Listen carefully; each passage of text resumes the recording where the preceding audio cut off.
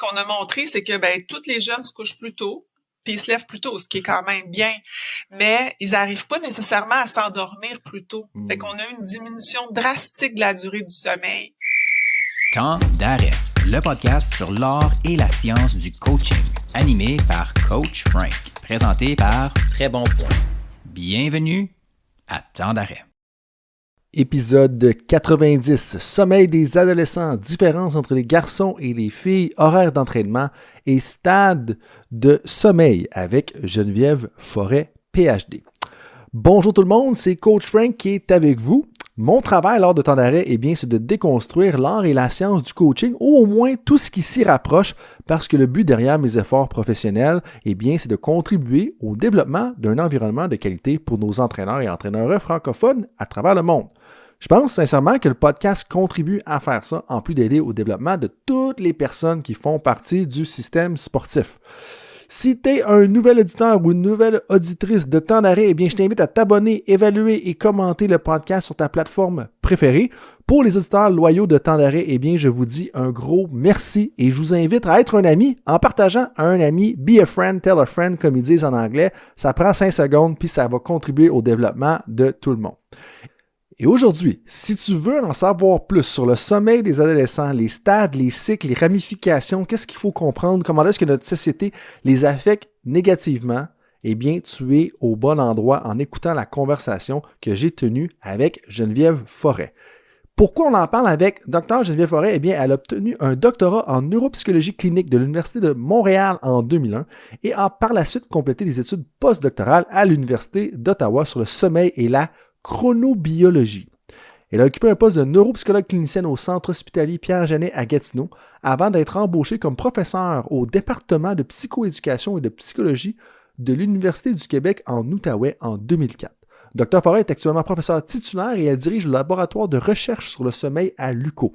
Son intérêt principal porte sur le rôle du sommeil dans le fonctionnement psychologique, émotionnel, cognitif et social, de même que l'impact du manque de sommeil sur ses fonctions.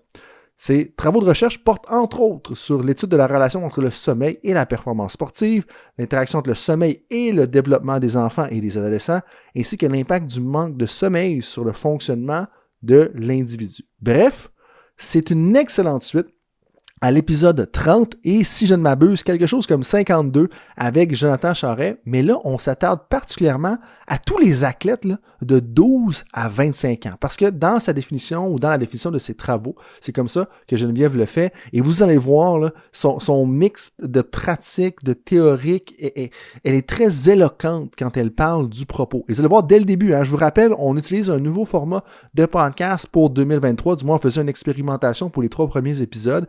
Et comment ça fonctionne, c'est que je pars l'entrevue, et puis graduellement, quand la conversation allève, je pars l'enregistrement officiel. Donc, on rentre en plein milieu de conversation, et vous allez voir, là, ça commence très fort avec Geneviève, de son éloquence, et par le fait même, j'ai même pas eu besoin de faire l'introduction officielle. D'ailleurs, au départ, on parle de l'enjeu du sommeil dans la société, la façon dont c'est perçu. Ensuite, on enchaîne avec la particularité du sommeil chez les adolescents, et comment est-ce qu'on devrait adapter la gestion des programmes sportifs en fonction de ça. Et on termine avec les différences entre les filles et les garçons, ainsi que les questions éclairs. Donc, je pense que ça fait le tour. Ça devrait être très riche pour tout le monde qui est impliqué dans la gestion d'un programme sportif. Je pense que c'est des choses qu'on devrait tous se poser, voire même qu'on devrait peut-être finir nos pratiques à 10 heures du soir plutôt que de les commencer à 6 heures. Bref, je vous invite à portez attention à toute la conversation que j'ai adorée avec Geneviève Forêt. Donc, tout le monde là-dessus, je vous dis merci d'être avec moi dans l'aventure Temps d'arrêt et bon podcast. Une de mes missions dans la vie, c'est de faire la promotion du sommeil. Je trouve qu'aujourd'hui, même si on en parle de plus en plus, le sommeil, c'est pas quelque chose qui est mis de l'avant. Fait que si une des choses, puis tu sais, je suis allée voir sur ton site justement, t'as interviewé Jonathan Charret avec qui justement j'ai un projet de recherche. Ça commence de plus en plus, là, on commence de plus en plus à s'intéresser au sommeil. Fait que s'il y avait quelque chose, je pense que j'aimerais que les gens retiennent du podcast, c'est que le sommeil, c'est quelque chose sur lequel on devrait de plus en plus se pencher comme étant un facteur à considérer dans le fonctionnement de l'individu. au même titre qu'on va s'intéresser à l'alimentation, la santé physique en général, parce que c'est aussi important, puis c'est un besoin fondamental. Mhm. Je veux dire, on passe le tiers de notre vie à dormir. Si ça servait à rien, là, ça serait une méchante perte de temps. Donc, puis tu sais, on va probablement en parler là, aujourd'hui, là, mais le sommeil, ça sert à toutes sortes de choses. Puis les études démontrent de plus en plus même que ça peut être lié même à la vie. Si tu manques de sommeil chroniquement pendant ta vie, il y a une étude récente qui a été publiée qui a montré que à long terme, ça peut être associé à la mort. Mhm. Donc c'est quand même important là, le sommeil. Ben, parle-en donc de ça, qu'est-ce que tu dis par là comme associé à la mort? C'est un peu gros à dire là. Ouais. Ben c'est pas directement. OK, là je veux pas faire peur aux gens là. C'est pas directement associé à la mort. Il y a une grosse étude qui a été faite longitudinalement. Donc on a étudié des cohortes d'individus sur plusieurs années. Ce qu'on s'est rendu compte, c'est que les gens qui ont des courtes durées de sommeil pendant plusieurs années, ça prédisait à long terme le développement de maladies, donc ce qu'on appelle les comorbidités. Donc, plus de problèmes de santé, plus de problèmes de santé mentale, de santé physique. Puis ces maladies-là étaient associées à un risque plus élevé de mortalité. Donc, c'est pas le sommeil comme tel qui est associé à un risque plus élevé de mortalité, mais le manque de sommeil ou un mauvais sommeil ou une plus faible durée de sommeil est associé à un risque plus élevé d'avoir des maladies. Ces maladies-là étant associées à une plus forte mortalité. Puis je pense de faire le lien justement indirect, comme tu viens de le mentionner, c'est tellement important parce que des fois, comme on le voit justement dans la science, tu sais, puis toi puis moi, on l'a vu régulièrement, puis on apprend ça dans nos premiers cours, là. Mais tu sais, c'est justement de s'assurer qu'on confond pas causalité avec corrélation, puis tout ça. Non, Puis tu sais, exactement. je pense qu'un des points que tu mentionnes là-dedans, moi, ça me ramène au terme de le valoriser dans la société, tu sais. Puis par chez nous, tu sais, j'ai quelques... En fond, il y a trois... Dans la maison qui est dans mes tantes, il y a comme 3 familles de fermiers. Je viens de Saint-Georges-de-Beauce. Les auditeurs et les auditrices, ils le savent. Ça fait 46 fois que je le mentionne. Mais le point avec ça, c'est que il y a comme dans certaines cultures, dans certaines communautés, c'est comme pas valorisé justement de dormir le matin puis tout ça. Puis je sais que chez nous, puis c'était des bonnes intentions là. Tu sais, je veux dire, mes parents clairement ils travaillent fort, les fermiers clairement, fermières, on s'entend que ça travaille fort là généralement, mais c'est comme pas valorisé justement de dormir et de le faire. Puis ça, moi, c'est tu sais, j'ai encore aujourd'hui, là, sans rentrer dans ma psychologie à moi, mais j'ai encore la culpabilité, justement, de, hey, je me suis levé, puis il était 7h15, tu sais, 7h15, là, c'est pas une si grosse matinée que ça, tu sais. Puis je suis comme, ah, ben, tu sais, j'ai manqué 1h15 de ma journée, ou 2 heures de ma journée, tu sais, puis des choses comme mais ça. le sommeil, c'est vu comme une luxure, tu sais, c'est du luxe. Puis c'est vu comme certaines personnes comme étant un manque de productivité, parce qu'on est comme axé sur une société productive. Donc, effectivement, tu as raison. La société dans laquelle on vit aujourd'hui est axée sur faut être productif. Puis je le sais, moi, quand je rencontre les athlètes, ben, tu sais, puis moi, mon champ d'intérêt, c'est surtout les jeunes. Puis c'est des jeunes qui vivent dans le fond, leur réalité à eux, c'est d'être des étudiants, sont à l'école. Il y en a un peu plus vieux qui travaillent, qui font un sport intensif. Puis là, ils ont à concilier tout ça. Ben, il manque de temps. Fait que le temps, où est-ce qu'ils vont le chercher? Ben, c'est en dormant moins.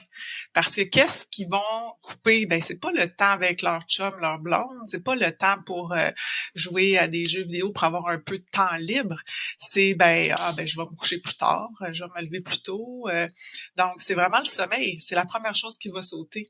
Mm-hmm. Donc, parce que le sommeil, c'est vu comme du luxe. C'est comme un extra. Puis c'est quelque chose que tu peux toujours couper dedans, justement, alors que c'est comme on devrait juste faire avec le fait qu'on n'a pas 24 heures par jour, on en a 16 si mes mathématiques sont bonnes. Mais là, tu me disais, tu parlais comme justement aux jeunes athlètes, tu leur parles de quoi? Qu'est-ce que tu veux dire? Je leur parle de quoi? Ben, tu disais comme tu parles aux athlètes, que tu les rencontres, puis tout ça, comme est-ce que c'est pour dans le les cadre projets... de mes projets, là. Oui, Okay. Dans le cadre de mes projets. Ouais. Parce que c'est sûr que moi, comme je te dis, mon objectif, c'est de faire la promotion du sommeil.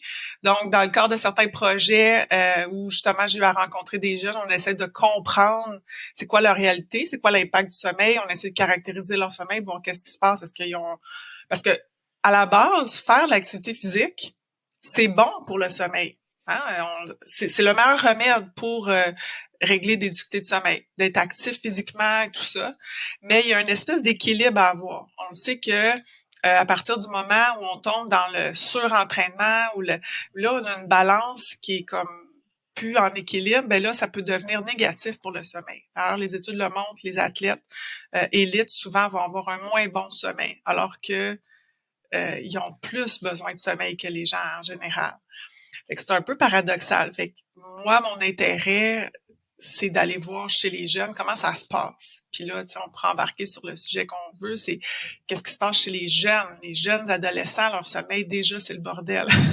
Il se passe toutes sortes de changements à l'adolescence qui ont un impact à la base sur le sommeil. Fait qu'eux, ils ont une réalité vraiment particulière.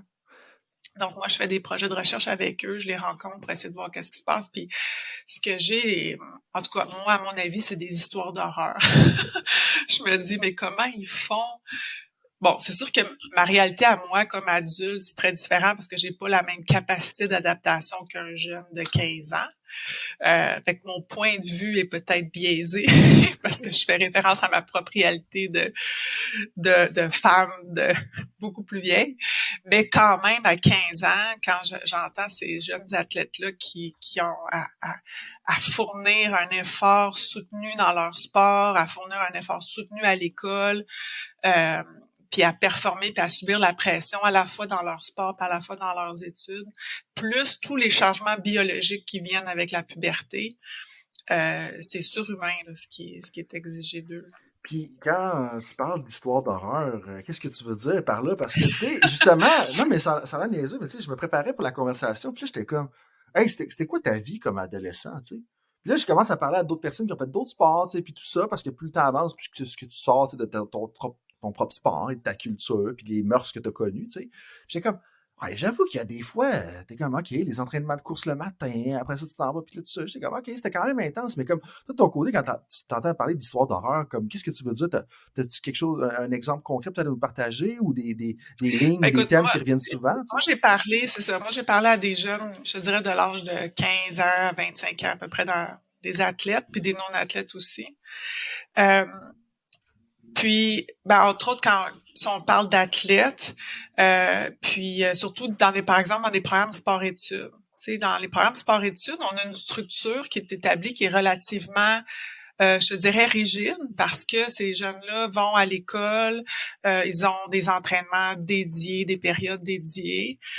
Donc, ils sont dans une structure où ils n'ont pas vraiment le choix. C'est pas eux qui choisissent le moment où ils vont s'entraîner, le moment où ils font des compétitions. C'est organisé pour eux. Puis, au Québec, je te dirais que pour la majorité des sports, études, la façon dont ça fonctionne, c'est qu'ils vont à l'école le matin, puis l'après-midi, ils ont des entraînements. Pour certains sports, par exemple, ils vont avoir aussi des entraînements très tôt le matin.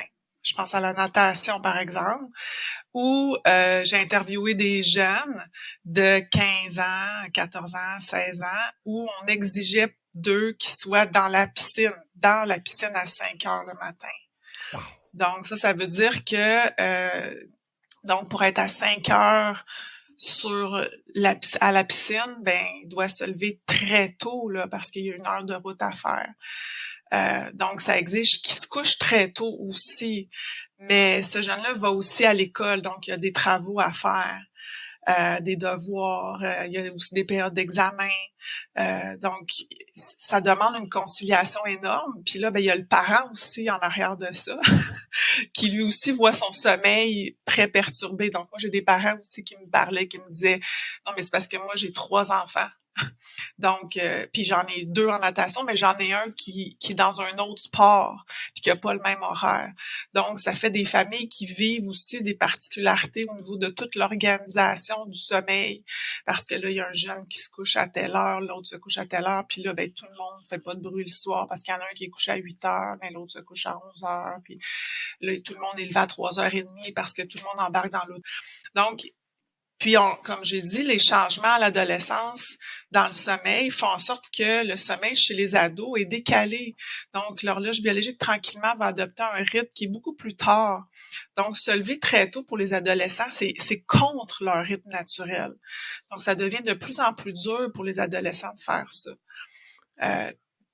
Puis c'est un exemple, là. Il y a d'autres jeunes un peu plus vieux qui, eux, quand ils commencent le cégep, par exemple, vont avoir besoin de subvenir à leurs besoins. Donc, ils vont ajouter à ça du travail. Fait que souvent, leur travail, c'est qu'ils vont devenir des coachs. Ils vont faire du coaching de jeunes plus jeunes qu'eux. Fait qu'ils vont insérer là-dedans des heures d'entraînement, plus de coaching. Donc, le seul temps qu'ils auraient pour se reposer, ben ils travaillent. Donc, leurs entraînements se trouvent à être, par exemple, à l'heure du souper. Fait que là, j'avais des jeunes qui me disaient « Ah non, mais moi, je mange pas parce que je m'entraîne à l'heure du souper. Fait que si je mange, je me sens pas bien, j'ai peur de vomir pendant mon entraînement. Fait que je soupe quand je reviens chez moi à 10 heures le soir. Mais là, comme je mange à 10 heures, je suis pas capable de m'endormir tout de suite. Fait que je me couche juste à minuit. Mais j'ai un cours au cégep à 8h30. Donc, c'est pas juste le sommeil, c'est toute leur routine de vie qui sont chamboulées parce que là, finalement, ils ont dîné à 11 heures parce qu'il y avait un cours l'après-midi. Après leur cours, il y avait du coaching à faire. Puis après ça, ben, il y avait leur entraînement, mais ils n'ont pas soupé parce que... Donc, c'est ce genre d'histoire-là, alors qu'ils sont en plein développement. Là. Ils n'ont pas fini leur puberté. C'est des athlètes, ils ont besoin de développer leur masse musculaire. Je veux dire, un jeune de 17-18 ans là, qui pèse 200 livres puis qui est en athlétisme ou peu importe quel sport, je peux pas croire qu'il mange juste à 11 heures puis après ça à 10 heures le soir avec une petite barre granola entre les deux. Là. Puis c'est peut-être là aussi. Je suis pas nutritionniste, non, là, non, mais... non, clairement. Ben, c'est correct. Puis tu sais, ça me faisait penser aussi, des fois, on se demande peut-être pourquoi que dans les jeunes, il y a quand même beaucoup de consommation de boissons énergisantes. Mais c'est qu'à un moment donné, si tu veux maintenir le fil là-dedans, tu sais, puis je veux pas rentrer dans la conversation de la nutrition, mais je peux comprendre que tu gravites vers ça. Même moi, des fois, en manquant de sommeil, puis ben, à un moment donné, t'es comme, OK, un café de plus, puis à gauche, puis à droite, tu sais. Puis tu parles de ça, l'histoire de se lever à 3h30, c'est incroyable, tu sais. Comme, c'est incroyable de la charge que ça demande justement à la famille au complet, là, avec ce que tu viens de mentionner. Puis là, ça fait quelques fois que tu y touches, puis moi, ça me parle beaucoup parce que, tu sais, des fois, on pense aux adultes en tant qu'athlètes, on parle aux athlètes adultes, si on veut, puis t'as juste le fait qu'ils s'entraînent beaucoup, qu'ils doivent développer leur masse musculaire, leur coordination, apprendre plein d'habiletés, ça requiert quand même un sommeil significatif. Mais t'amènes une variante qui, pour moi, est très intéressante quand tu me dis, tu sais, t'as non seulement le développement athlétique de l'adolescent, mais t'as le développement de l'adolescent parce que son corps, de la jeune fille, du jeune garçon, est en train de croître, de développer. Et juste ça prend du sommeil excédentaire, tu sais, si j'ai bien compris, pour pouvoir se développer. Puis donc, ça fait quelques fois que tu touches au fait qu'il y a des différences dans, justement, par rapport aux adolescents. C'est quoi ces différences-là? Tu sais, parce que quand on se parlait il y a déjà un petit bout, j'étais comme, tu sais quoi, c'est logique qu'il y ait des différences, mais je m'y étais jamais vraiment attardé au fait qu'il y avait des différences. C'est quoi ces différences-là, justement, entre les adultes puis les adolescents? Ben, on sait que le sommeil, c'est quelque chose qui évolue pendant toute notre vie. Donc, à partir du moment où on est, puis on sait très bien qu'un enfant, un nouveau-né, ça dort pas comme un adulte. Ça serait bien, hein?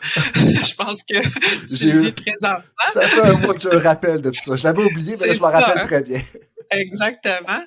Donc, et effectivement, un enfant a besoin de plus de sommeil qu'un adulte. Et ce qu'on sait aussi, c'est que à l'adolescence, en fait, ce qu'on sait, c'est que les adolescents ont besoin de plus de sommeil qu'un adulte. On recommande à un adulte de dormir 7 heures et plus. Chez les adolescents, on recommande que les adolescents dorment entre 8 et 10 heures de sommeil environ.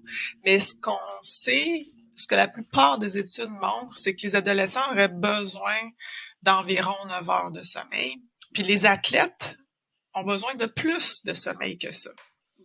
Donc, et un des changements qui se produit à l'adolescent, et ça c'est connu maintenant là, depuis vraiment plusieurs années, c'est que au-delà de l'évolution du besoin de sommeil, il y a des changements dans l'horloge biologique, dans les rythmes biologiques. Donc, ce qu'on appelle les rythmes circadiens. Et ce changement-là, ce qui fait en sorte, c'est que l'horloge biologique va être décalée. Il y a vraiment un décalage qui va faire en sorte que les adolescents vont devenir ce qu'on appelle des types du soir. Puis je pense que tu avais eu un peu cette conversation-là précédemment avec mon collègue Jonathan Charret, avec qui je travaille sur des projets présentement, où on a certains individus, selon certaines préférences, vont être plus ce qu'on appelle des types de soir, des types du matin, puis ça, on retrouve ça dans la population générale.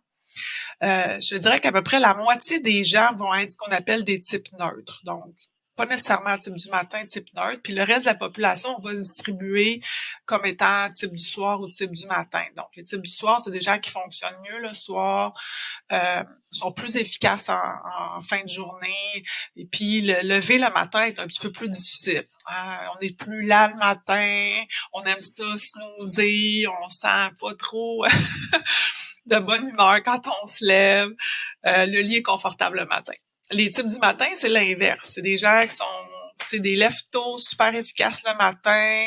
Eux autres, là, à midi, 1 heure, leur journée est pas mal faite, là. Mais le soir, par contre, ils sont plus lents. Eux autres, ils iraient au lit vraiment plus tôt. Chez les ados, ce qui se produit, puis c'est un phénomène universel. On a trouvé ça dans toutes les cultures, sur toute la planète entière, et même chez les animaux. Donc, c'est vraiment un phénomène...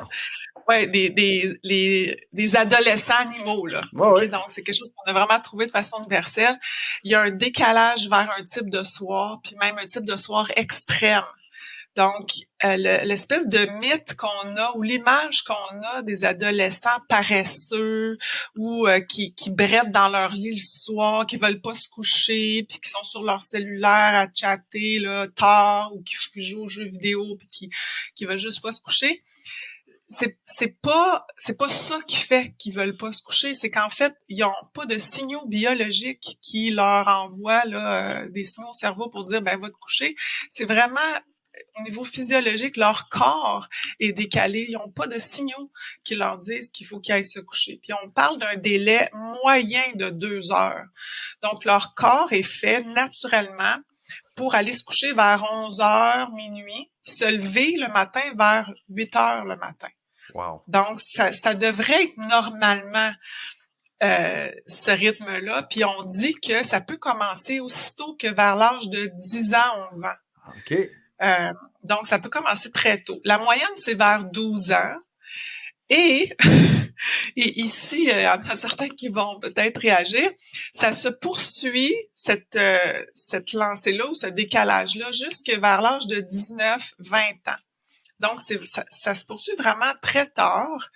Ça commencerait plutôt chez les filles. Donc, on pense à ce moment-là que ça pourrait être lié vraiment au début de la puberté parce que les filles commencent leur puberté plus tôt. Ça reviendrait, si on veut, ça se renverserait vers l'âge de 19 ans, 20 ans chez les filles, puis vers l'âge de 22, 23 ans pour les garçons. Donc, c'est pour ça qu'on dit que c'est vraiment comme une espèce de changement à l'adolescence, parce que c'est pas une transition vers l'âge adulte. C'est pas quelque chose vers lequel c'est un chemin qui nous amène vers un chronotype ou un type adulte. C'est vraiment une période, un bump in the road, là. C'est comme quelque chose qui se passe à l'adolescence et on va revenir à un type plus neutre à l'âge adulte. Par contre, il y en a qui vont adopter un style de vie, des habitudes de vie qui va venir exacerber ce type de soir-là. Donc, les jeunes vont se mettre, comme tu disais tantôt, à consommer des boissons énergisantes, à jouer à des jeux vidéo tard le soir. Puis tout ça, ça vient exacerber ce type de soir-là.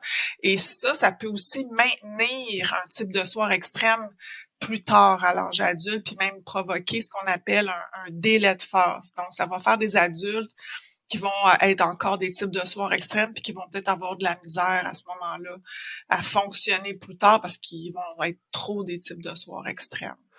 Et tu parles de tout ça.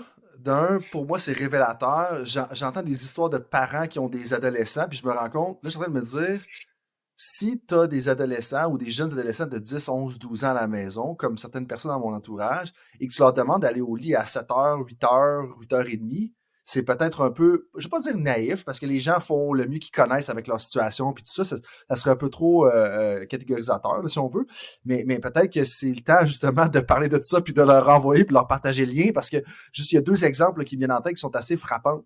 Mais la question qui me trotte dans la tête depuis qu'on est parti un peu dans ce volet-là, c'est est-ce qu'il y a des hypothèses qui expliqueraient pourquoi ça se passe, ça, à l'adolescence? Tu sais, y a quelque chose dans l'évolution de l'humanité qui a amené au fait qu'il y avait un avantage de sélection, tu sais, par rapport à ça? C'est la première chose qui me trotte en tête, ça ne servira à rien comme entraîneur, mais pour moi, je suis juste curieux de le savoir. Ben, on se pose toute cette question-là. À quoi ça sert? Justement parce que, dans le fond, c'est temporaire. C'est comme si c'était temporaire, puis on revient à un type plus neutre. Les chercheurs n'ont pas la réponse présentement du pourquoi ça se produit. On ne sait pas la cause. En fond, la question, c'est ça vient de où? C'est pourquoi la cause. Il y a certains chercheurs qui ont lié ça à ce qu'on appelle en anglais le neuronal pruning. Là. Donc, dans le fond, c'est l'élimination de certains neurones dans le cerveau. On fait un ménage des neurones dont on n'a plus besoin dans le cerveau. Fait qu'il y a une espèce de changement qui se produit, mais écoute, on n'a pas la réponse présentement à la raison pour laquelle ça se produit comme tel, là, au niveau évolutionniste comme tel. Quand tu parles du ménage, tout ce que je vois, moi, c'est la séquence dans Inside Out, quand t'as la jeune adolescente, là, tu sais, puis Inside Out, je sais pas si ça dit quelque chose, le film avec les émotions dans le cerveau.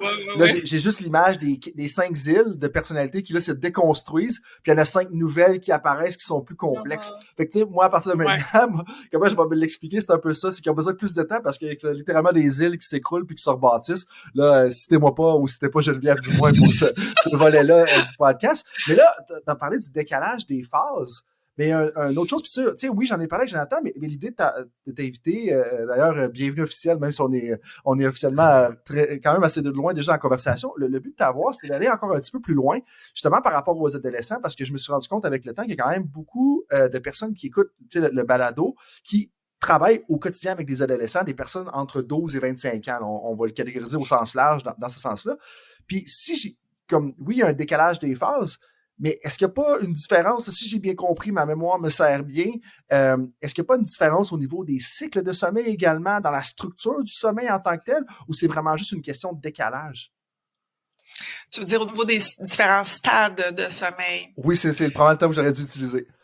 Oui, c'est ça, hein? Parce que quand on parle de cycle de sommeil, on fait référence aux différents stades de sommeil dans lesquels on passe pendant la nuit. Parce que quand on dort, on passe à travers 4 stades de sommeil et ces 4 stades-là vont se répéter en cycle pendant la nuit. En fait, il n'y a pas beaucoup de différence dans les cycles ou dans les stades de sommeil. À partir de l'âge de 2 ans, OK, on a à peu près les mêmes stades de sommeil jusqu'à l'âge de 70 ans. Okay. Donc, il n'y a pas beaucoup de changements. Un peu, OK? Donc, on va avoir un peu plus de sommeil profond, plus jeune, puis ça va diminuer tranquillement, mais pas tant que ça. Les changements dans les stades de sommeil, au niveau, par exemple, du sommeil paradoxal, qui est en anglais, on appelle ça le Rapid Eye Movement Sleep, ça va aussi un peu diminuer en vieillissant. Mais c'est pas ça qui est le plus drastique comme changement au cours de la vie. Les changements qu'on va voir, c'est vraiment plus au niveau, comme je t'ai dit, à l'adolescence, entre autres au niveau des rythmes circadiens. L'autre changement qu'on voit à l'adolescence, c'est une résurgence ou une augmentation des difficultés de sommeil. La raison, c'est parce que, et en fait, il y a des auteurs ou des scientifiques qui ont même élaboré un modèle pour expliquer ça, qu'on appelle en anglais le perfect storm ou la tempête parfaite, pour expliquer les difficultés de sommeil ou en fait la diminution du sommeil, la diminution de la durée du sommeil à l'adolescence. C'est que dans le fond, on a ces changements-là au niveau circadien, tous les changements biologiques dans le sommeil de l'adolescent, mais qui viennent aussi avec des changements au niveau psychosocial à l'adolescence. Hein. À l'adolescence, le jeune devient peut-être un peu plus maître du moment où il va se coucher, fait qu'il y a une plus grande autonomie, mais ça vient aussi avec au niveau de son désir de faire du networking avec ses amis, etc. Fait qu'il y a des changements au niveau plus psychosocial. Et tout ça vient interagir avec le fait que peut-être qu'il va se coucher un peu plus tard, mais va avoir aussi plus de difficultés à s'endormir. Mais ça vient avec la pression de la société, des heures d'école qui sont imposées Donc, même si le jeune, lui, a une tendance biologique ou sociale à vouloir aller se coucher plus tard la semaine, ben, il n'a pas le choix de se lever aux mêmes heures le matin parce que les heures d'école, ben, ils sont setées par le système. Et donc, ça fait en sorte qu'un jeune, pendant son adolescence, va se coucher de plus en plus tard, naturellement, ou va s'endormir de plus en plus tard, mais va se lever toujours très tôt le matin. Donc, ça donne lieu à une dette de sommeil qui augmente en âge. Donc, les études montrent que plus l'adolescent vieillit, plus son sommeil diminue en âge et plus la somnolence augmente aussi. Donc, on dit qu'avec l'adolescence vient une augmentation des difficultés de sommeil ou des perturbations du sommeil. Donc, plus l'adolescent vieillit, moins il dort, plus il a de la misère à dormir parce que plus qu'il essaye de se coucher tôt parce qu'il manque de sommeil, mais il s'endort pas parce que son corps donne pas de signaux pour s'endormir. Faut qu'il se lève tôt, toujours à la même heure à travers les années du secondaire parce que de toute façon, les heures d'école changent pas. Même si lui, son besoin naturel serait de se lever plus tard. Mm-hmm. Donc, ça donne lieu à cette accumulation d'une dette pendant l'adolescence. Puis c'est seulement arrivé au cégep ou à l'université où là, ben, il y a comme un semblant de liberté dans le choix des horaires. Et là, quand les étudiants ont le choix de choisir les cours, souvent ils vont choisir des cours le soir ou l'après-midi pour justement pas avoir à se lever le matin. Il faut pas se poser de questions pourquoi les adolescents aiment autant l'été. C'est probablement pas parce qu'il fait soleil et qu'ils ont de la liberté. Ben, eux, en partie, probablement, mais le fait que, justement, ils peuvent avoir une horaire de sommeil qui est beaucoup plus adéquate. Puis là, permets-moi de te lancer. Ben, je vais peut-être te laisser relancer. Pour ça, j'ai 2 questions que j'avais plus te poser à la fin, mais je vais te les poser tout de suite parce qu'on y touche soit aux heures d'école puis les heures de pratique. Je veux qu'on en parle parce qu'on est vraiment dans le décalage d'horaire. Mais je te laisse renchérir avant ça. Par rapport à... Ah, ben, je pensais que tu voulais renchérir, tu avais quelque chose à mentionner. C'est parce que ce que tu as dit, c'est qu'ils aiment tellement l'été, puis nous, on a fait justement un projet de recherche avec les jeunes en sport-études, puis on les a suivis pendant 1 année. Puis le but de ce projet-là, c'est vraiment de caractériser leur sommeil, puis de comparer le sommeil des élèves en sport-études, puis de comparer au sommeil des élèves en programme régulier. Mais on avait analysé le sommeil des élèves du secondaire, dans le fond, dans ce projet-là. Puis la premières analyses préliminaires qu'on avait faites, c'est qu'on avait juste regardé leur sommeil pendant l'été, puis le sommeil au début de l'année scolaire. Puis on avait dit, qu'est-ce qui se passe quand ils commencent l'année? Ouais. Puis, on est un peu tombé sur le derrière parce que, dans le fond, quand ils commencent l'école, ben c'est sûr que, comme on vient de dire, la pression scolaire fait en sorte que, ben là, tout à coup, tu sais, faut que tu te lèves plus tôt. Fait que là, ben il faut que tu changes ton rythme. Fait qu'effectivement, cette pression scolaire-là fait en sorte que, ben il faut que tu changes tes habitudes. Puis là, on a des élèves athlètes là-dedans qui disent, ben en plus, moi, j'ai des entraînements, fait qu'ils sont un petit peu plus disciplinés. Ce qu'on a montré, c'est que ben tous les jeunes se couchent plus tôt, puis ils se lèvent plus tôt, ce qui est quand même bien. Mais ils n'arrivent pas nécessairement à s'endormir plus tôt. Fait qu'on a une diminution drastique de la durée du sommeil. Est-ce que tu sais combien d'heures par nuit? On parle pas de minutes. Ouais, c'est ça. Ils perdaient 1h20 de sommeil par nuit. Wow. Avec le début de l'année scolaire. C'est énorme. C'est énorme. Au bout d'une semaine, c'est 1 journée, 1 nuit de sommeil qu'ils ont perdu. Fait que le début de l'année scolaire, puis là, on parle de jeunes de secondaire 2, 3 et 4 qu'on avait dans notre échantillon. Donc, c'est énorme avec le début de l'année scolaire. Puis on est au début de l'année. Puis ce qu'on a montré, c'est que plus on avançait dans l'année scolaire, plus il y avait une diminution. Puis c'est tous des jeunes, au final, nous, dans toute notre échantillon, on avait une 60aine de jeunes. Il n'y en a aucun qui dormait le 8 heures recommandé. Wow. Donc, c'est quand même un peu inquiétant. Et là, si on fait un lien avec ce que tu as dit tout à l'heure, on parle pas d'un athlète qui a à être dans la piscine à 5 heures du matin. Fait que rajouter à ça le fait que l'athlète faut qu'il soit dans la piscine à 5 heures du matin et on a une tempête parfaite pour casser le développement un peu de notre athlète. Puis là, tu me fais un lien parfait avec la première des 2 questions que je te parlais tout à l'heure. OK. Demain, là, le ministère de l'Éducation du Québec, OK, je te mets sur la sellette, mais je pense pas que c'est une question trop osée. Je pense qu'en fait, ils ont besoin de se le faire dire ou notre société a besoin de se le faire dire à outrance pour qu'on finisse par changer. J'espère que quand ma plus vieille va rentrer à l'école secondaire, les heures vont être changées. Ça, c'est mon souhait intime. Donc, tu vas revenir sur le podcast pour les 10 prochaines années au moins. Je te taquine. Ah ouais, c'est ça. La question sérieuse, c'est, le premier ministre du Québec, le ministère de l'Éducation, il t'appelle, il dit « Geneviève, OK, on a vu toutes tes recherches, qui sont d'ailleurs très impressionnantes, très intéressantes quand je regardais ça ce matin. À quelle heure on commence l'école? » Si tu avais à choisir, là, puis t'es la dernière, Oh my t'as God. pas besoin de débattre avec Ça personne, c'est serait toi mon qui décides. rêve. Ben, Je peux juste te dire que j'ai une collègue à McGill, Marie-Hélène Pénestri, c'est un peu notre cheval de bataille sur lequel on aimerait se mettre. Là, ça fait longtemps qu'on en parle. Il y a beaucoup d'enjeux là-dessus. Puis je te dirais que c'est rare qu'on dise ça, là, mais le Canada, on est vraiment en retard sur cet aspect-là. Les États-Unis, ça fait déjà quelques années qu'ils font beaucoup de lobbying pour devancer, en fait pas devancer, mais retarder les heures d'école. Puis eux, c'est déjà le cas dans plusieurs États. Donc, sur le fait qu'ils ont vraiment repoussé les heures d'école, puis c'est un succès. Mais il y a des enjeux dans le sens où le système scolaire est offert à des jeunes, mais il est géré par des adultes. Mm-hmm. Donc, les adultes qui gèrent le système et qui offrent les cours et tout, ben ils veulent pas nécessairement, eux, finir plus tard, parce que si on commence plus tard, on finit plus tard. Donc, il y a tous ces enjeux-là, puis les réponses qu'on a toujours, c'est tout le temps le système de transport qui rentre en conflit pour déplacer les jeunes. C'est pas possible d'organiser un transport plus tard. Fait que c'est toujours des thèmes, des technicalités qui fait que c'est plus difficile. Moi, j'ai pas besoin d'être politiquement correct, là, puis ça, c'est une résolution pour 2023. Qu'est-ce que je recommanderais? Mais ça, je vais te laisser répondre après, là.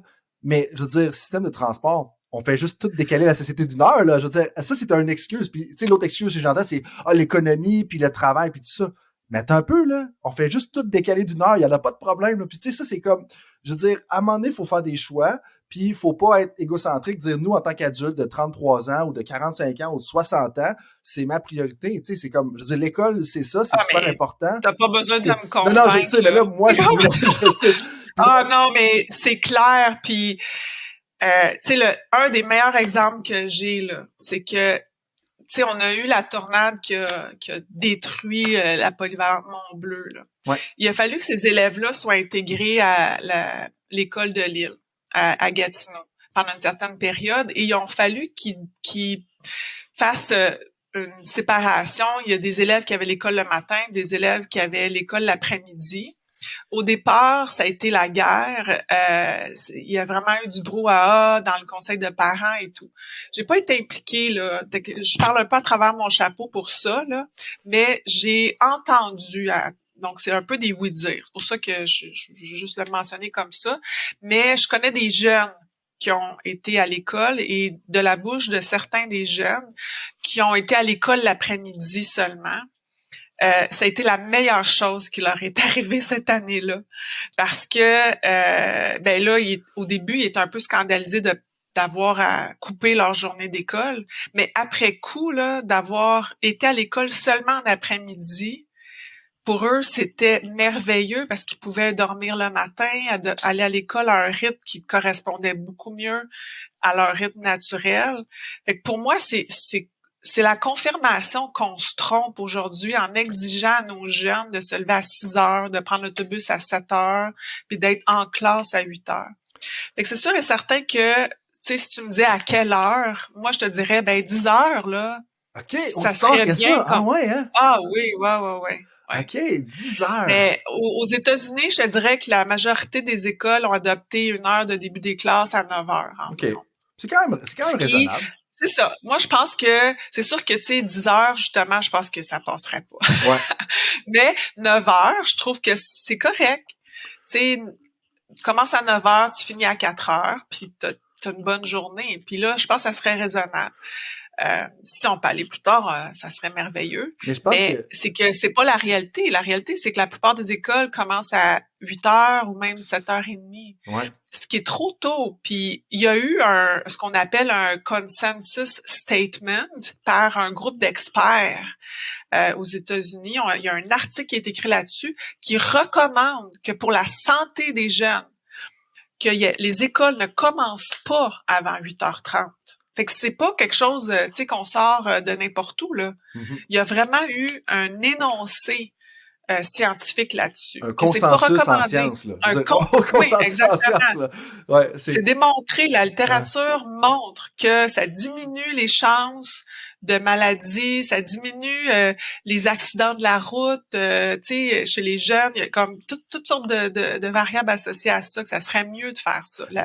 Le taux de diplomation, tu sais, bref. Les accidents de la route qui sont aussi plus fréquents quand on perd une heure de sommeil dans le changement d'heure, tu sais. Mais là, je m'en viens à ma question que j'avais tellement hâte de te la poser, celle-là. J'ai pas tant de questions préparées, mais ça en est une préparée. Moi, il y a un jeu que j'aime beaucoup, c'est le partant réserviste coupé. OK? Puis ça, c'est juste dire, tu sais, dans une équipe sportive, on a des partants, on a des réservistes, puis on a des gens qui, malheureusement, ne sont pas faire l'équipe. Mais là, si je te donne un scénario pour des athlètes, je te donne 3 scénarios pour des athlètes de 15 ans. Je veux que tu me dises lequel qui est partant, c'est-à-dire prends ton meilleur scénario, réserviste, le deuxième meilleur scénario, puis troisième, là, comme ça, faut éliminer ça. Voici les 3 scénarios. Le premier, c'est pour des athlètes de 15 ans, tous les pratiques de la semaine commencent à 6 heures. Le deuxième scénario, toutes les pratiques de la semaine se terminent à 22 heures, donc 10 heures le soir. Et le scénario pour les athlètes de 15 ans, numéro 3, c'est aucune pratique tôt ou tard, mais à toutes les fins de semaine, il y a des activités qui commencent à 6 heures ou qui se terminent à 22 heures. C'est-à-dire un horaire plus chaotique. Fait qu'on a-tu une horaire régulière qui commence le matin à 6 heures? On a-tu une horaire régulière qui se termine à 22 heures? Ou on a un horaire chaotique la fin de semaine, mais on peut dormir les 5 jours de la semaine? Qu'est-ce que tu mets partant? Qu'est-ce que tu mets réserviste? Puis qu'est-ce que tu mets dehors? Oh mon Dieu! Ben, celle que je mets dehors en premier, c'est 6 heures le matin. Ça, Okay, c'est ça, clair. C'est coupé, là. ça. C'est coupé, puis tu sais, les raisons, on les connaît. C'est que le pire moment, puis ça, c'est vraiment tous les âges, pas juste chez les adolescents. Le pire moment pour s'entraîner, compétitionner, faire l'activité physique, c'est le matin très tôt. Parce qu'au niveau circadien, c'est là où on est le moins bon. Le moins performant, c'est là où notre système on est le moins capable de se mobiliser. Puis en plus, c'est là où il y a le plus grand risque de se blesser. Donc, je te dirais qu'à 6 heures le matin, c'est le pire moment. Donc, s'il y avait une des choses que j'éliminerais en premier, c'est ça. Puis lequel tu mets partant? Parce que des pratiques qui se terminent à 22 heures ou un horaire flexible la semaine, mais c'est le chaos total la fin de semaine?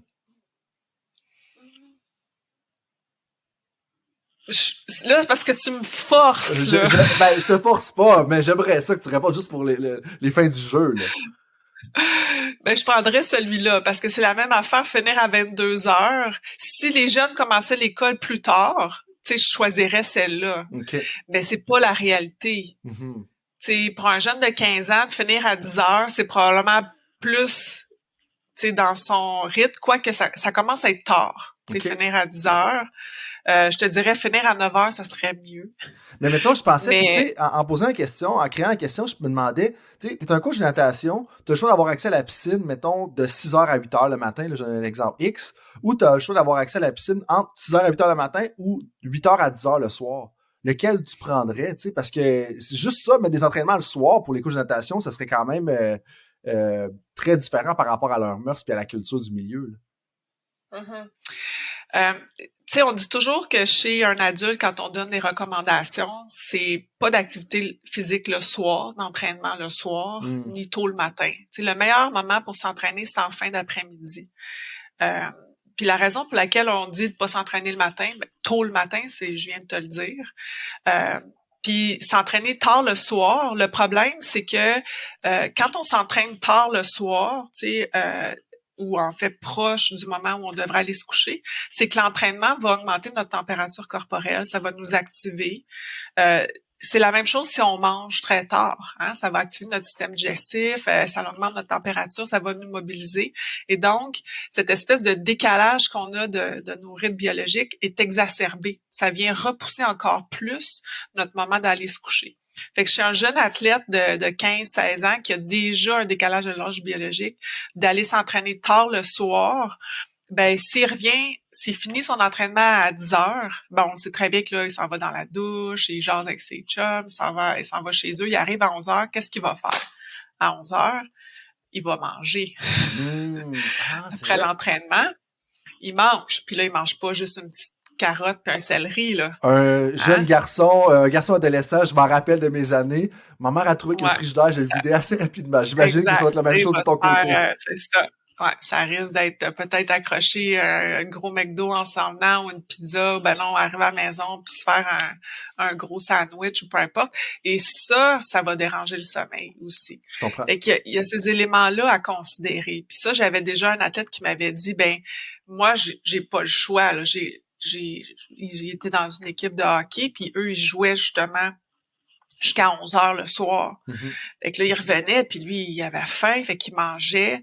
Fait que là, ce qu'on avait dit, c'était comment on pouvait justement essayer de jouer un peu sur son alimentation pour minimiser un peu l'impact là, sur le sommeil d'après, parce que c'est pas juste l'entraînement, c'est toutes les habitudes qui viennent autour de ça. Là. Tu sais, si t'arrives chez toi après ton entraînement, puis t'allumes toutes les lumières dans ton appartement, puis tu sais la musique au bout, puis là tu sais c'est pas nécessairement productif à un bon sommeil par la suite là. Ouais, non, je te suis. Fait qu'il faut setter le mood un peu là.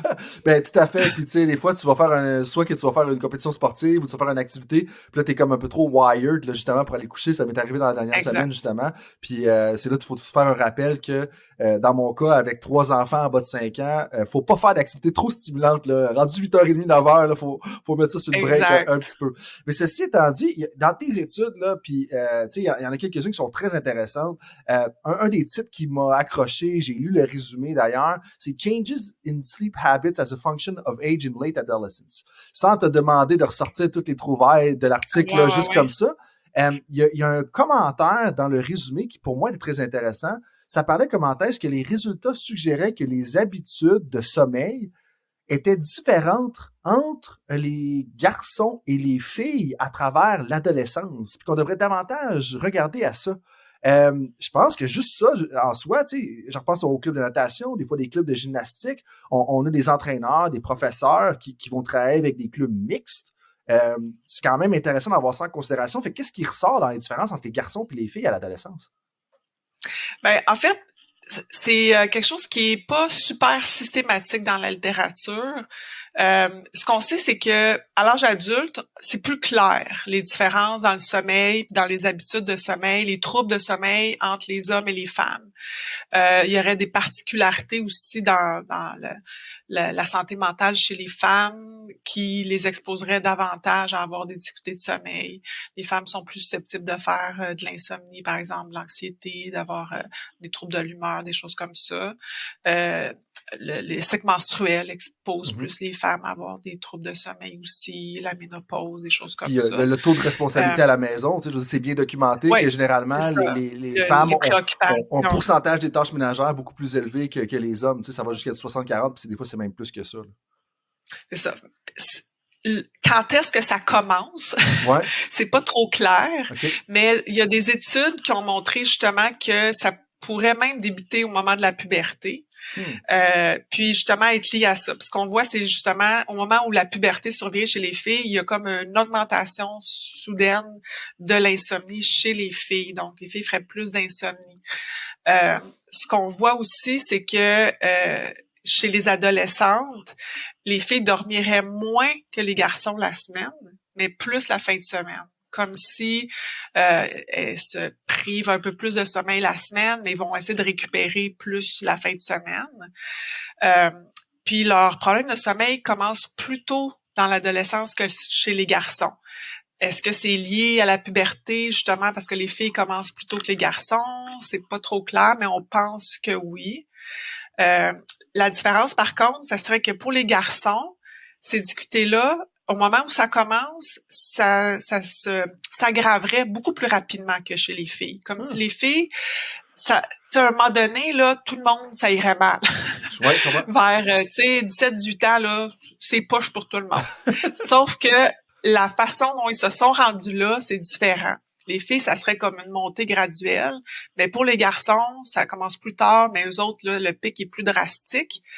Et à cause de ça, peut-être pour les garçons, ça serait plus fort parce que c'est arrivé plus brusquement.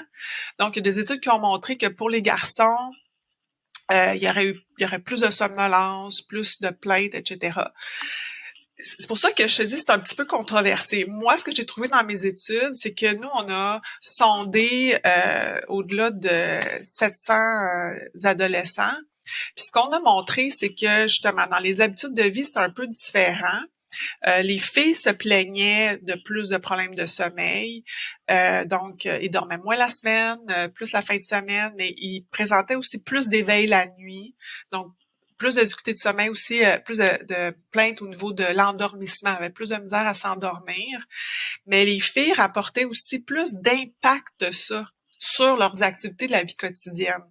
Donc, ils se plaignaient, par exemple, plus souvent de s'endormir en classe que les garçons, d'avoir manqué l'école parce qu'elles étaient trop fatiguées. Ils se plaignaient aussi plus que ça les avait empêchés de faire des activités avec leurs amis parce qu'ils étaient trop fatigués, ou d'être moins motivés à aller à l'école parce qu'ils avaient un mauvais sommeil. Donc, plus que les garçons. Puis la particularité aussi qui les distinguait des garçons, c'est que quand on regarde qu'est-ce qui explique ces plaintes-là, c'est que pour les filles, c'est comme si tout ce qui marche pas avec leur sommeil, ou en tout cas plusieurs éléments de leur sommeil expliquent leurs plaintes, alors que pour les garçons, c'est juste certains éléments. Alors nous, ça nous laissait suggérer que c'est comme si les filles sont plus sensibles ou plus vulnérables à ressentir un impact sur leur vie quotidienne. Alors, c'est plus complexe qu'est-ce qui se passe chez les filles que chez les garçons. Donc, les garçons, ils dorment pas, là, ça va avoir un impact. Mais chez les filles, là, c'est vraiment plusieurs éléments qui vont avoir un impact sur leur fonctionnement. Ce qui nous fait penser que, c'est pas one size fits all. Tu sais, les gens, ils ont des portraits différents, ils ont des difficultés différentes. Et si on les met toutes dans le même paquet, on passe peut-être à côté de quelque chose. Et c'est pas juste le fait de se lever tôt pour aller à l'école, c'est pas juste les heures de classe, là, parce que l'accent des chercheurs actuellement, c'est un peu de dire, c'est la faute des écoles d'exiger les jeunes de se lever très tôt, puis c'est pour ça que les jeunes sont fatigués aujourd'hui, puis il faut changer les heures de classe. Mais il y a de l'air de se passer d'autres choses aussi. Puis je pense qu'il faut essayer d'être plus subtil là, dans notre étude de ce qui se passe auprès des jeunes. Ouais, ou tu sais, plus subtil, peut-être aussi plus nuancé. Puis moi, ça m'amène en tant qu'entraîneur, tu sais, il faut se poser la question, est-ce que j'encadre un programme que c'est seulement des garçons? Est-ce que j'encadre un programme que c'est seulement des filles? Est-ce que j'encadre un programme que c'est mixte? Est-ce que j'adapte mes horaires dépendamment, dépendamment, est-ce que c'est des filles, est-ce que c'est des garçons? Donc, tu sais, d'avoir des programmes et des horaires d'entraînement plus adaptés, peut-être en fonction justement de ça, à partir d'un certain âge, on s'entend. Oui, puis, tu sais, je vais pousser ta réflexion plus loin. Tu sais, tu as le sexe, mais le type de sport. Parce que les études montrent maintenant, puis tu sais, on touche la pointe de l'iceberg. C'est pour ça qu'on est là. Continue, j'aime ça. J'aime ça. C'est que, tu sais, on montre de plus en plus que, par exemple, tu sais, c'est pas pareil chez les athlètes de sport individuel que le sport d'équipe. Tu sais, les athlètes de sport individuel auraient plus de problèmes de sommeil que ceux de sport d'équipe. Possiblement, on sait pas pourquoi encore, mais on pense que le fait d'être en équipe, il y a un effet d'entraînement, fait que peut-être qu'il y a une cohésion qui se fait, puis c'est plus facile de gérer le sommeil. Par contre, paradoxalement, les joueurs de sport individuel sont plus capables de gérer leurs problèmes de sommeil quand ils en ont. Alors que les joueurs de sport d'équipe, quand ils ont des problèmes de sommeil, sont pas capables de gérer leurs T'es menotté un peu par le calendrier puis le programme de l'équipe, tandis que dans un sport individuel, t'es plus en contrôle de ton horaire. Si t'es un athlète de tennis, à un moment donné, tu veux sauter un entraînement, c'est plus facile de sauter un entraînement quand t'es tout seul. Puis ils ont des meilleures connaissances. C'est comme si le fait possiblement d'être dans un sport individuel, d'avoir un coach attitré, ce qu'on se rend compte, c'est qu'ils sont plus sensibilisés aussi que les athlètes de sport d'équipe. En tout cas, comme je te dis, c'est vraiment là, tu sais, on a un peu de données là, mais c'est ce qui est proposé un peu comme explication. Puis, je pousserais encore à mon tour là de te renvoyer l'appareil puis de pousser ta réflexion encore plus loin.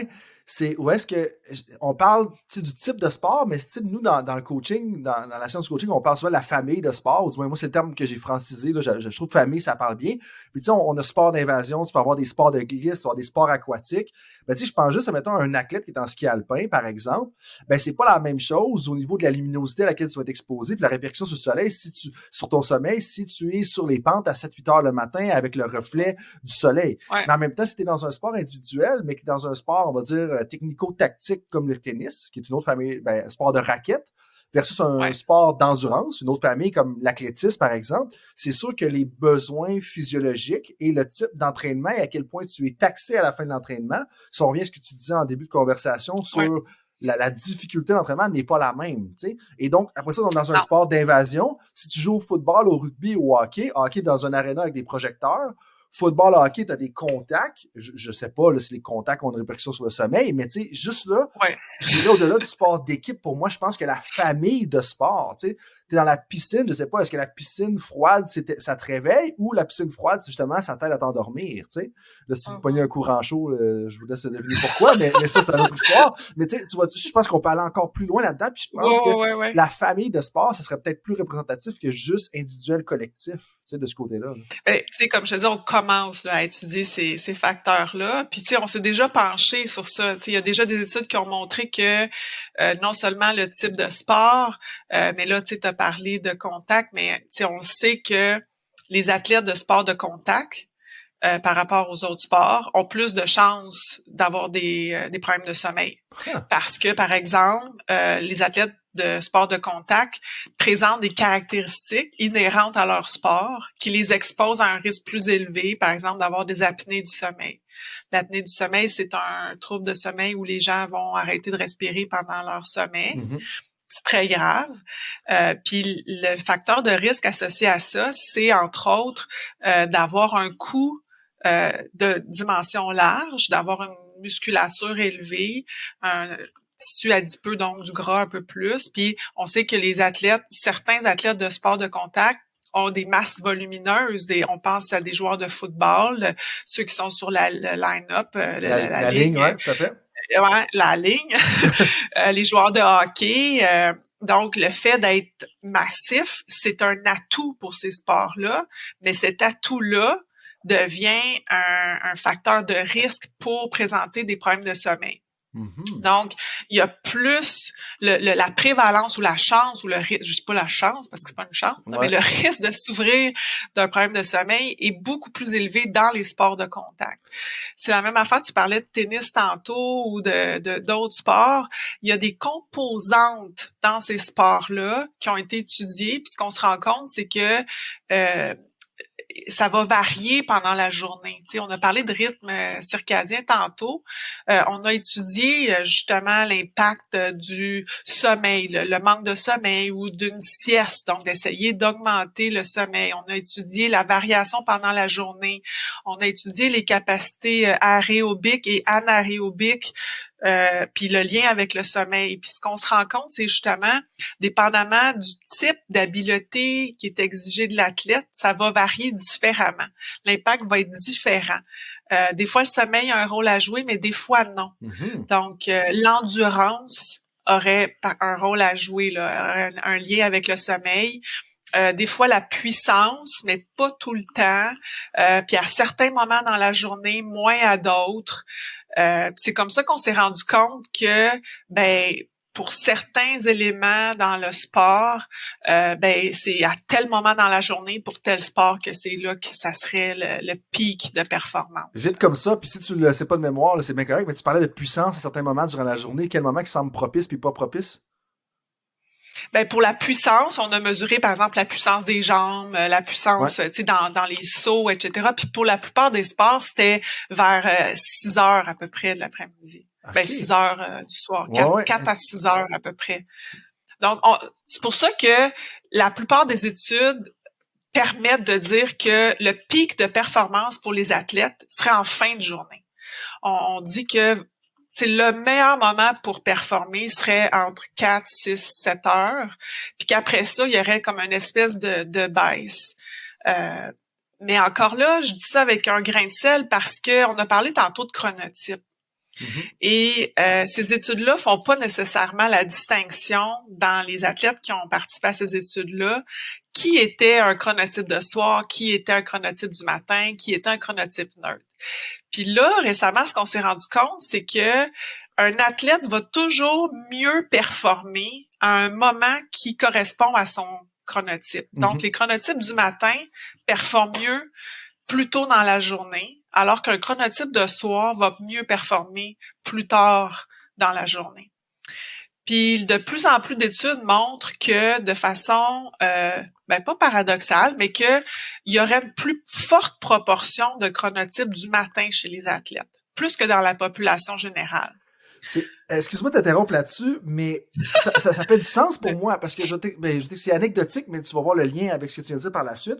Ou est-ce que, bon, dans la dernière année, j'ai collaboré avec un ami médecin qui s'intéresse à l'épigénétique, puis regarder un peu les chronotypes et tout ça. On a fait l'analyse, exemple, de mes chronotypes à moi, puis de mon côté, moi, j'ai le chronotype du matin. Bon, une chance, parce que dans du milieu où est-ce que je viens, c'était valorisé. Mais là aussi, l'affaire, c'est que c'est plus facile pour un athlète qui a le chronotype du matin de survivre à des horaires d'entraînement qui est le matin. Puis pour moi, elle est là, la logique. Dans le sens que si tu es dans la natation, puis que tu n'as pas un chronotype qui est adapté à travailler le matin, bonne chance de survivre à des entraînements à 5h30 le matin, à 6h le matin. Fait que tu vas te faire éliminer. Et c'est là que, dans un sens, si on regarde le nouveau système sportif dans le but de détection et de développement du talent. Est-ce que c'est pas un peu le même problème que l'effet d'âge relatif au hockey? Quand on parle d'effet d'âge relatif, là, je fais des liens entre deux concepts complètement différents, mais le lien est là selon moi. Ou est-ce que on le sait là, qu'il y a plus d'athlètes qui sont nés en janvier qui réussissent à se rendre à la Ligue nationale de hockey parce qu'ils ont un avantage par rapport à tout le monde. Ils ont 8, 9, 10, 11 mois de croissance de plus que les autres. Mais c'est un peu la même chose. C'est un chronotype du matin, tu es avantagé. Puis c'est vrai parce que, je veux dire, ça m'est pas arrivé d'être en retard pour on appelle ça un morning run à 6h du matin au gymnase. Mais parce que, pour moi, se lever à 5h30, 6h, si j'étais en vacances, je vais me lever à 6h15, pareil, là. Donc, puis c'est pas une question d'habitude. Et là, on désavantage certains athlètes qui ont peut-être un grand potentiel, là, si on regarde à l'ensemble du système sportif canadien. Tu soulèves un super bon point qui est actuellement un peu... pas débattu, mais tu sais, sur lequel on se penche en ce moment. C'est-à-dire que on se questionne à savoir, justement, est-ce que, au départ, les chronotypes du matin, ou en fait, tu sais, les athlètes qui étaient des chronotypes de soir, ils n'ont pas juste abandonné le sport. Puis qu'aujourd'hui, tu sais, quand on regarde les athlètes professionnels ou élites, ben, il y a une plus forte proportion de chronotypes du matin parce que finalement, ceux qui étaient chronotypes de soir, ben, ils ont lâché en cours de route parce qu'ils n'ont pas été capables de maintenir ce régime-là d'entraînement puis de compétition tôt le matin. Parce que souvent, en fait, les entraînements, puis tout ça, c'est tôt le matin, mais on s'entend que les matchs puis les compétitions, c'est le soir, hein. Déjà là, il y a comme une espèce d'incohérence, là, puis ça, si tu veux, on en reparlera. Ça, j'ai eu des débats dans des... en tout cas, ça, moi, avoir des entraînements... Ouais. Si tes compétitions sont toujours à 1h, pourquoi tu t'entraînes toujours le soir de 8h à 10h? Exactement. Comme, ça, c'est une autre histoire. Ouais, ça aussi, j'aurais bien à dire là-dessus. Bon. Bref, et donc, ça, c'est la première chose. L'autre chose aussi, ce qu'on se rend compte, c'est qu'il y a une étude qui a été publiée qui a montré que quand il y a un chercheur qui a mesuré le chronotype, je dirais, déclaré. Fait qu'il y a des athlètes qui ont rempli un formulaire, puis effectivement, ça montrait que c'est des chronotypes du matin, mais quand on mesurait au niveau génétique, en fait, c'est des chronotypes de soir. Fait que c'est comme si ces athlètes-là, c'est comme si, en fait, tu sais, on parlait d'épigénétique, là, c'est comme si ces athlètes-là avaient appris à fonctionner comme un chronotype du matin parce que leur sport exigeait justement de fonctionner comme un chronotype du matin. Mais finalement, en bout de ligne, c'était pas des chronotypes du matin. Fait qu'ils se sont comme, si tu veux, convertis. Ouais. Mais la question à se poser, c'est est-ce que ces athlètes-là, finalement, performent vraiment au mieux de ce qu'ils pourraient performer? Tu sais, est-ce que... On ne sait pas, parce que finalement...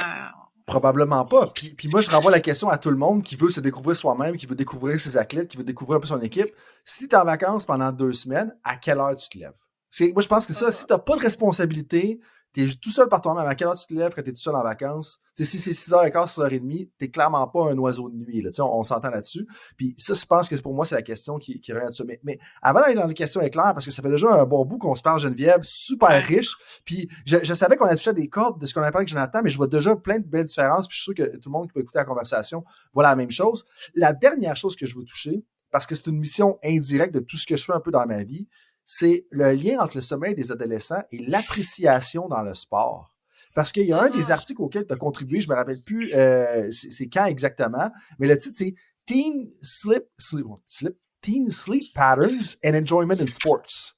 Donc, en fait, c'est pas un article, c'est juste un résumé qu'on avait présenté. Puis qu'est-ce que t'as-tu vite de même, est-ce que tu te rappelles un peu de ce qui était ressorti par rapport à ça? Ben, en fait, ce qu'on avait mesuré, c'était justement le plaisir dans le sport. Puis le concept de plaisir dans le sport, c'est un concept qui est très lié à la motivation dans le sport. Puis nous, on s'est intéressé, c'est dans le projet avec les jeunes, dans le fond, en sport-études. Puis ce qu'on a mesuré, c'est à la fois la motivation scolaire, la motivation sportive, puis le plaisir dans le sport. Puis ce qu'on avait observé, c'était un lien entre le sommeil, les heures, les heures de réveil, les heures de coucher, puis le plaisir dans le sport. Puis tu sais, de façon générale, ce qu'on avait observé, c'est que plus ton sommeil est bon, ou en fait, moins ton sommeil est bon, puis il y avait un lien avec le plaisir dans le sport. Puis la même chose avec la motivation. On a suivi les jeunes sur l'année scolaire, puis ce qu'on se rend compte, c'est que la plupart des études dans les écrits scientifiques sont faites sur plusieurs années parce que c'est des concepts qui sont assez stables, ça change pas beaucoup. Donc nous, sur une année, ça peut sembler long, une année scolaire, mais finalement c'est pas très long. Puis ce qu'on se rend compte, tantôt j'avais dit en début de balado que nos athlètes dormaient plus que les élèves du régulier, mais qui dormaient tous moins de 8 heures. Mais ce qu'on se rend compte, c'est que nos jeunes athlètes, en fin d'année scolaire, dormaient moins la fin de semaine. Puis nous, on suppose que c'est probablement dû au fait que en fin d'année scolaire, c'est là où la fin de semaine, il y a plus de compétition au printemps. C'était tout le temps là qui était les championnats, etc. Fait que c'est possiblement pour ça que tout à coup, là, au printemps, ils se mettaient à moins dormir la fin de semaine. Mais c'est aussi là où on a commencé à avoir une variation dans la motivation sportive, où là, ça commençait à baisser. Fait qu'il y a comme une espèce de cumul, une surcharge, peut-être moins de plaisir aussi à faire leur sport. Donc, parce que c'est trop, là. Il y a comme une espèce d'accumulation, là.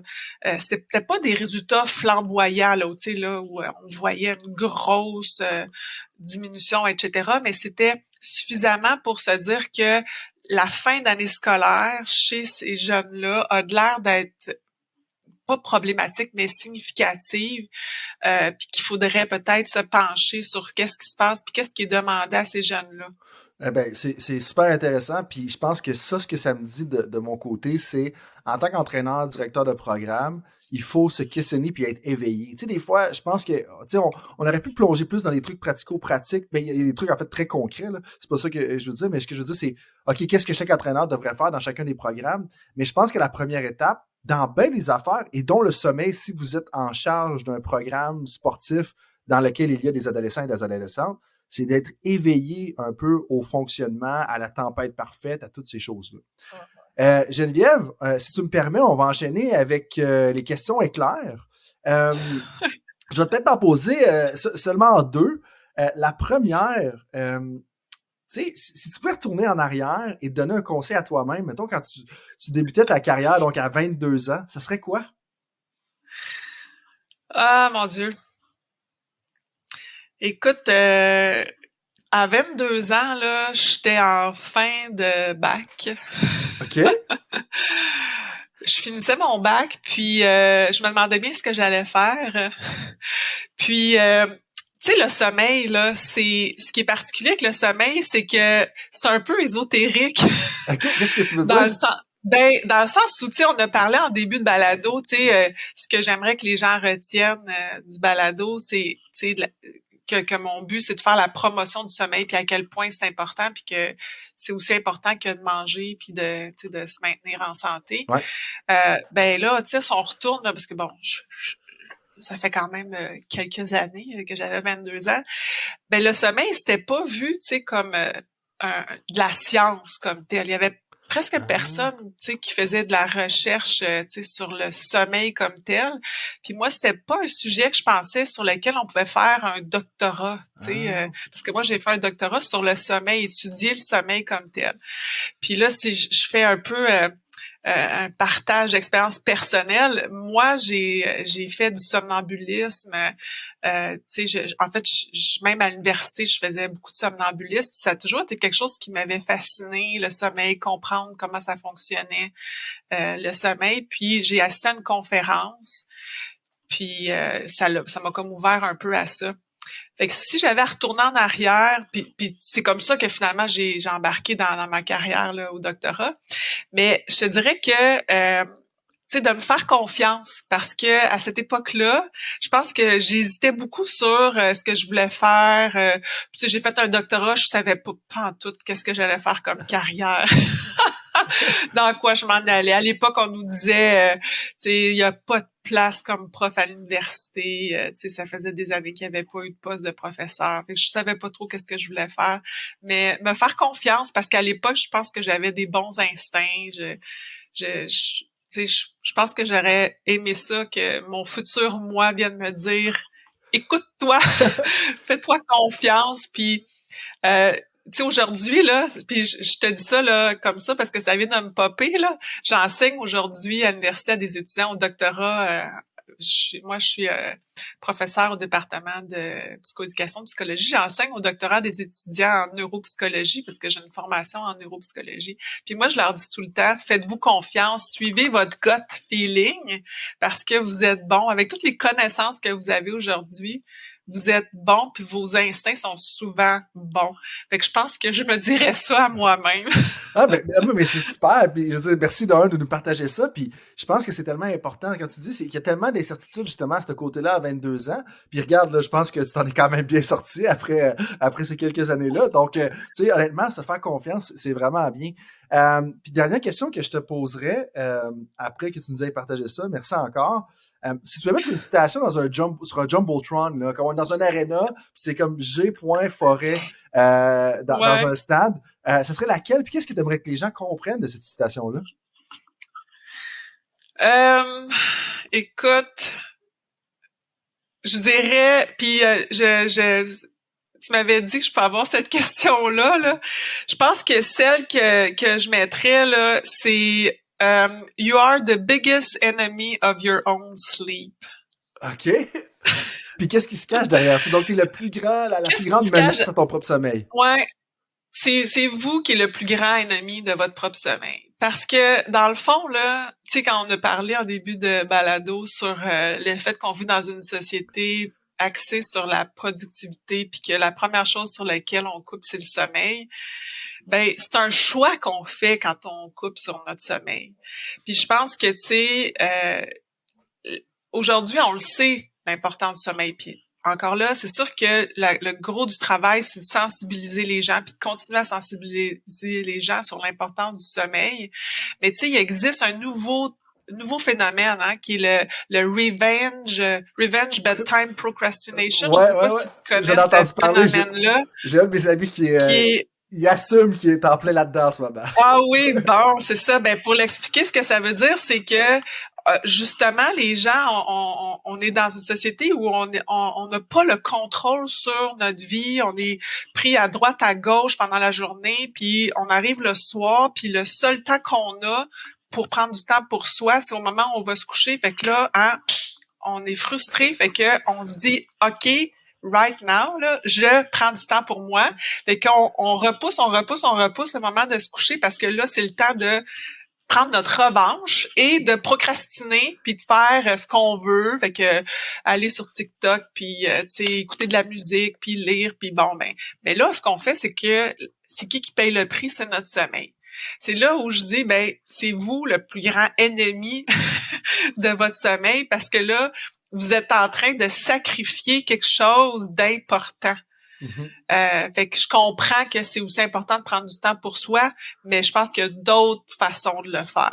Puis il y a des entraîneurs que je connais là, qui sont victimes un petit peu de ça. Puis des fois, juste pour mettre les gens au clair, tu connais ça plus que moi, mais j'en ai entendu parler, puis c'est jamais aussi conscient que ça. Tu sais, c'est pas nécessairement comme je vais me venger de mon manque de contrôle dans ma journée, mais c'est que les gens subtilement et consciemment, parce que ils étaient obligés de suivre leur boss à la job, ils étaient obligés de toutes les responsabilités familiales. Fait que là, de 6h le matin jusqu'à 8h, 8h30, 9h le soir, ils sont à la merci de toutes leurs responsabilités. Ben là, à 9h15, c'est pas vrai que j'allais me coucher tout de suite parce que je veux pouvoir profiter de mon propre temps, tu sais. C'est là que je pense, la leçon, tu parlais d'ésotérisme, soyons là, moi j'ai aucun problème à m'assumer là-dedans, j'aime ça, ces conversations-là, tu sais.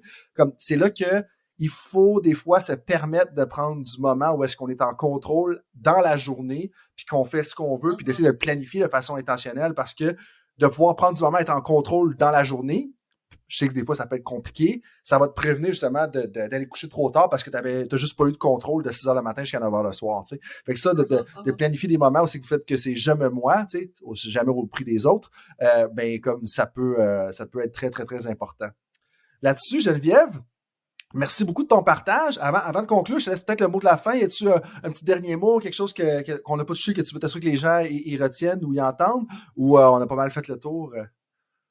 Ben, écoute, je pense qu'on a fait le tour, mais tu sais, le sujet qui était abordé, c'était surtout le sommeil des adolescents. Puis je pense que tu sais, ce qui est à retenir, comme tu l'as dit, c'est pour moi, ce qui est important qu'il soit retenu, c'est de démolir un peu le mythe, comme on l'a dit, de l'adolescent qui veut pas coopérer, tu sais, puis qui veut juste faire à sa tête. Puis je pense que c'est le nœud du problème vient de là. Tu sais, le coach ou le parent qui veut imposer son modèle ou sa façon de fonctionner aux jeunes, c'est pas nécessairement gagnant. Puis tu sais, on a déjà fait des interventions, que ce soit auprès d'athlètes ou auprès de jeunes, puis quand les parents ou les coachs shiftent leur perspective, puis se mettent à la place du jeune, puis commencent à intervenir d'une manière différente, ben c'est gagnant-gagnant. Fait que je pense que ça serait ça, là, je pense, le message à retenir tu sais, on t'a parlé tantôt, là, de tes 3 scénarios, là. Tu sais, il y en a aucun pour moi là qui fitait là, tu sais. Fait que quand je te dis de shifter un petit peu ta façon, tu sais, comme entraîneur de penser, ben c'est ça, de dire OK, ben vraiment mes scénarios, ma façon dont je fonctionne, ça fit pas avec. Puis tu sais, on parle de jeunes, là. Ben, les jeunes, pour moi, ça va jusqu'à 25 ans, là. Fait que, tu sais, moi, mon intérêt, là, présentement, je travaille avec des athlètes, là, ça va de 12 ans jusqu'à 25 ans, mais j'en ai un groupe d'athlètes, là, de 23, 25 ans, présentement. Puis, tu sais, ils ont des enjeux, là, encore, là, de type adolescent, là. Fait que je pense qu'il faut vraiment pas penser qu'à 23, 24 ans, c'est réglé, là, ces difficultés de sommeil-là, là. Tout à fait. Puis je pense que dans la première partie de ce que tu as dit, c'est de démontrer de l'empathie envers les adolescents. Ça va nous permettre après ça de peut-être être un peu moins judgmental, d'un peu moins juger les adolescents comme de quoi qu'ils sont pas travaillants ou qu'ils sont pas motivés, ou etc. Puis du deuxième côté, le but des scénarios, je comprends que c'était pas parfait, mais c'était justement de dire, des fois, c'est parce qu'on est pris, juste, du moins à court terme, des fois, ça peut être difficile de faire des changements. On est pris avec un de ces 3 scénarios-là. Puis je me demandais lequel qu'on aurait à choisir dans tout ça. Mais là-dessus, merci beaucoup de ton temps. Merci beaucoup de toute la recherche que tu as faite. En passant, on a fait le tour, mais on a juste fait la moitié des sujets que je vais toucher parce que tu as un autre volet de recherche complètement intéressant que je vais toucher, mais ce sera peut-être pour une prochaine fois. Je vais te laisser le temps de te remettre à jour et d'avancer encore dans tes projets, mais ce sera peut-être pour une prochaine fois. Et là-dessus, à tous les auditeurs et auditrices, un gros merci d'avoir été avec nous encore une fois aujourd'hui. Puis je vous dis à la prochaine pour un autre épisode de Temps d'arrêt. Salut tout le monde, c'est Coach Frank avec un petit rappel pour vous avant que vous partiez pour vos autres projets de la journée, que ce soit une pratique ou un entraînement. Est-ce que vous voudriez recevoir une petite réflexion de ma part par courriel? Est-ce que vous aimeriez ça vous faire challenger dans votre travail? Si oui, bien, la réflexion du coach est pour vous. C'est quoi ça? Eh bien, c'est un petit courriel textuel qui partage les idées, concepts et débats qui animent mon esprit dans les dernières semaines. C'est très court, 250 à 500 mots. Et donc, si vous voulez recevoir ce genre de courriel qui va susciter de la réflexion, eh bien, visitez le drcoachfrank.com dans la section Contact et inscrivez-vous. Sinon, eh bien, je vous dis à la prochaine et merci d'être avec moi dans l'aventure Temps d'arrêt.